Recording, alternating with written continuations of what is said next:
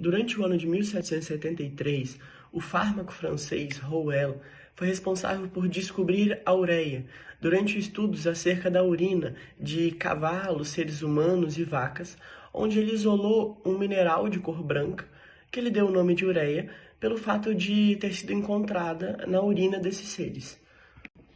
Um pouco mais tarde, mas ainda no século XVIII, o químico sueco Bergman foi responsável por introduzir o conceito de química orgânica na literatura científica e nos estudos acerca da química, onde ele diz que todas aquelas substâncias que podem ser encontradas em organismos vivos são denominadas substâncias orgânicas, ao passo que todo o restante, como a classe dos minerais, são denominadas substâncias inorgânicas. E Bergman ainda diz que a química orgânica se trata do ramo da química destinado ao estudo de substâncias extraídas dos organismos vivos.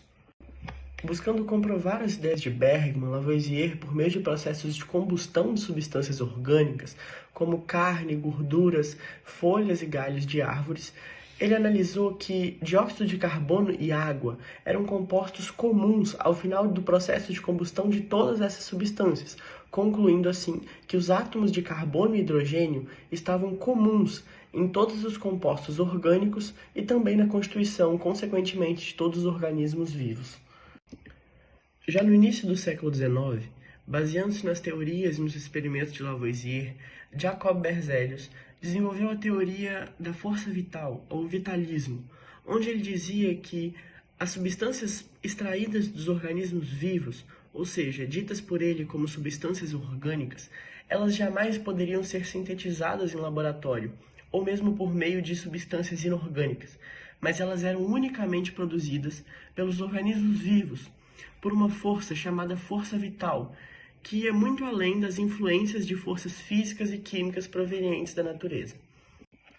Discordando das teorias do seu professor Berzelius, Friedrich Wöhler, um médico e químico alemão, sintetizou no ano de 1828 pela primeira vez a ureia em laboratório, por meio das reações químicas entre sais inorgânicos, colocando em xeque todas as teorias do vitalismo que garantiram que a ureia, sendo um composto orgânico, jamais poderiam ser sintetizadas em laboratório, na ausência de organismos vivos e principalmente por meio de substâncias inorgânicas.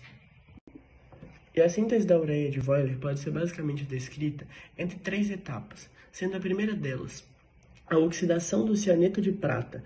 na presença de calor e oxigênio, transformando-o em cianato de prata. Segunda, uma solução aquosa onde ocorre uma reação de dupla troca entre o cianato de prata e o cloreto de amônio, formando cianato de amônio e cloreto de prata.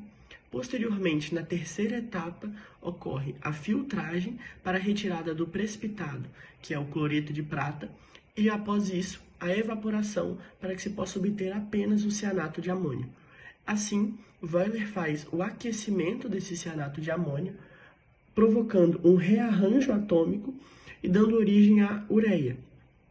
fazendo assim com que se sintetize a ureia por meio de duas substâncias inorgânicas e pudesse causar uma grande revolução nas antigas teorias da química orgânica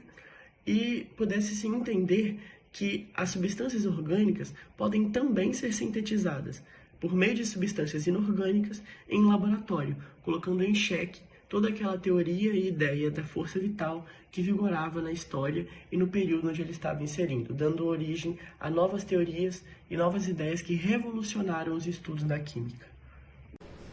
Em 1922, foi produzida pela primeira vez a ureia industrial, a partir de amônia e dióxido de carbono. Quimicamente, ela é igual à ureia encontrada na urina dos animais. E a principal diferença é o aspecto físico, que a ureia industrial ela é apresentada em forma de pequenos grânulos.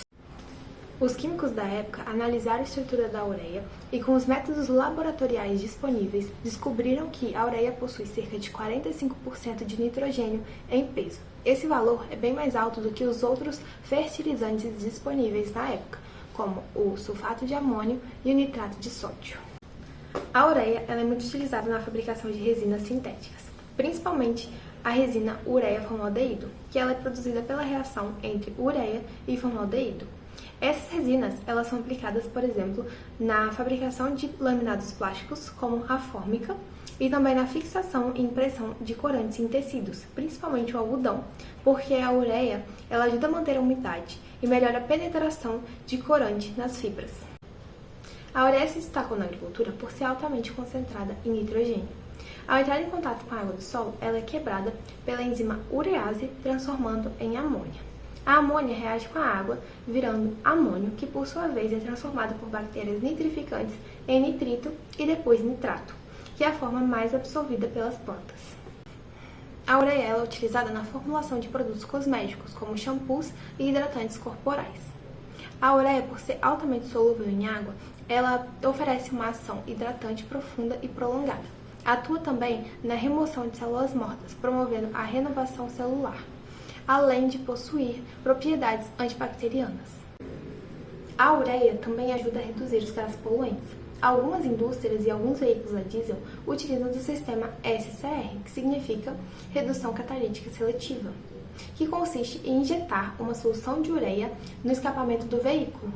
que com calor essa ureia se transformará em amônia, que essa amônia reage com os óxidos de nitrogênio, transformando-os em nitrogênio e vapor d'água, que não são maléficos ao meio ambiente. Logo, essa tecnologia ajuda a reduzir os gases nocivos que causam doenças respiratórias e poluem o ar. Foi justamente para utilizar a tecnologia SCR que surgiu o Arla 32, uma solução que possui 32,5% de ureia em água pura. O uso do Arla 32 tornou-se necessário após novas normas ambientais, principalmente do Proconf. A partir de 2012,